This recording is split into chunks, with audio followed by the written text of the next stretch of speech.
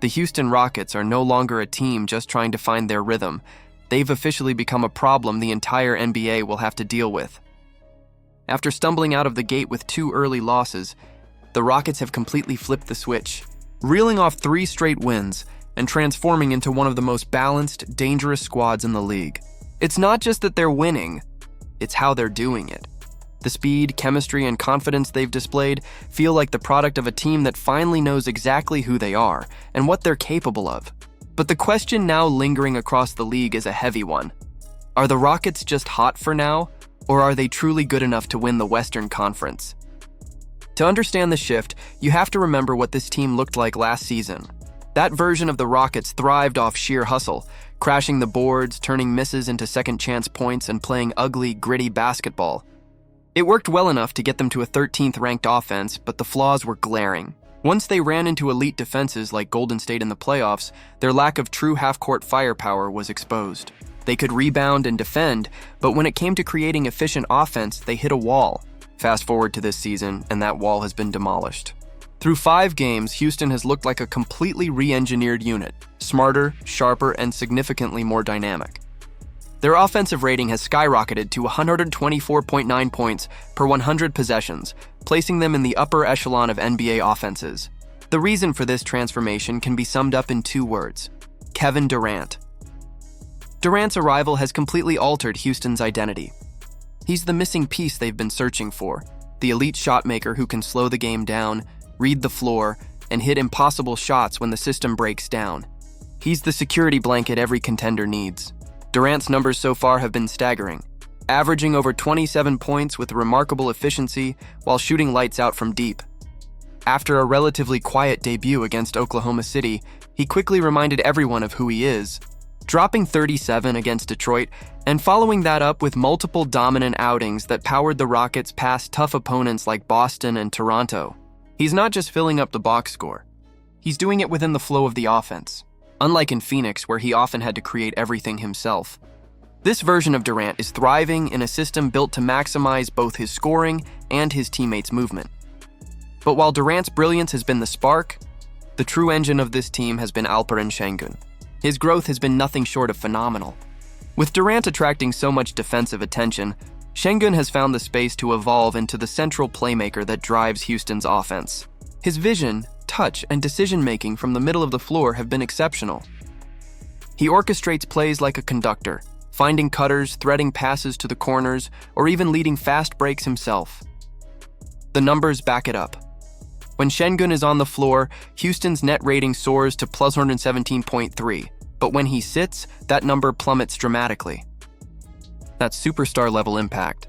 Comparable to what Nikola Jokic brings to Denver, Sengun's efficiency has been off the charts, scoring over 23 points per game while shooting above 60% true shooting. He's become the hub around which everything flows. Durant may be the key that unlocked this new offensive version of Houston, but Sengun is the motor keeping it running. His ability to score inside, pass under pressure, and read defenses gives the Rockets a dual threat dynamic that makes them nearly impossible to guard. The only thing standing between him and becoming the next elite big man in the NBA is tightening up his decision-making. There are moments when his aggression turns into over-eagerness, forcing up shots or rushing into traffic. But even those mistakes show how much trust the team has in him.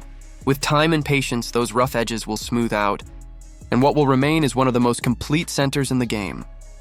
While Sengun has blossomed, young guard Thompson has quietly taken major steps forward too. Tasked with shouldering more playmaking duties in the absence of Fred VanVleet, Amon has increased his assists and shown flashes of becoming a legitimate offensive leader. His speed and athleticism make him electric in transition, and when he gets going downhill, he's nearly unstoppable. But as with any young player, the consistency isn't there yet. His turnovers remain an issue, and his jump shot is still a work in progress. Yet the Rockets are doing the right thing, letting him learn through experience.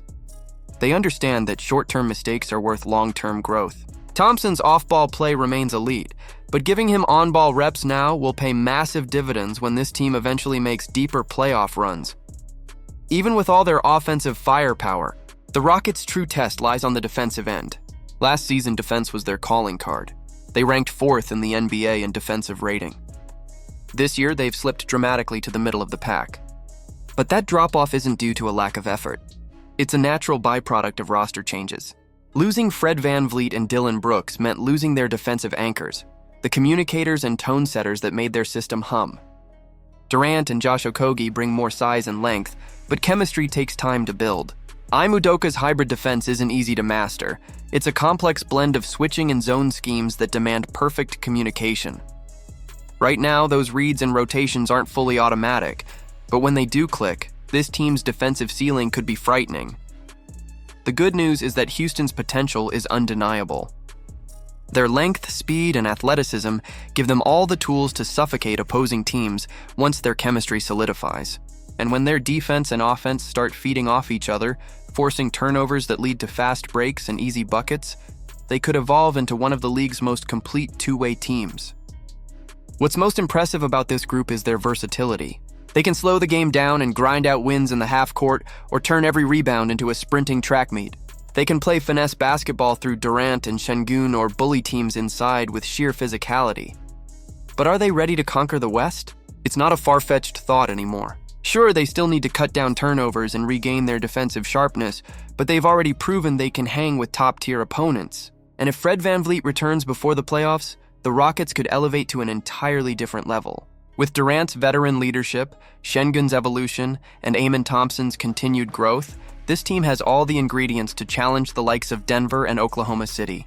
The pieces fit, the system works, and the hunger is unmistakable. Houston isn't just rebuilding anymore, they've rebuilt. The rest of the league better start paying attention because this team has found its rhythm. And when a young, hungry, talented squad starts to believe in itself, that's when dynasties begin. So what do you think? Are the Rockets truly built to take over the Western Conference this season? Can Kevin Durant lead this young core to the promised land? Drop your thoughts in the comments below, and don't forget to like, share, and subscribe for more deep dives just like this. The Rockets are rising fast, and this might just be the start of something historic.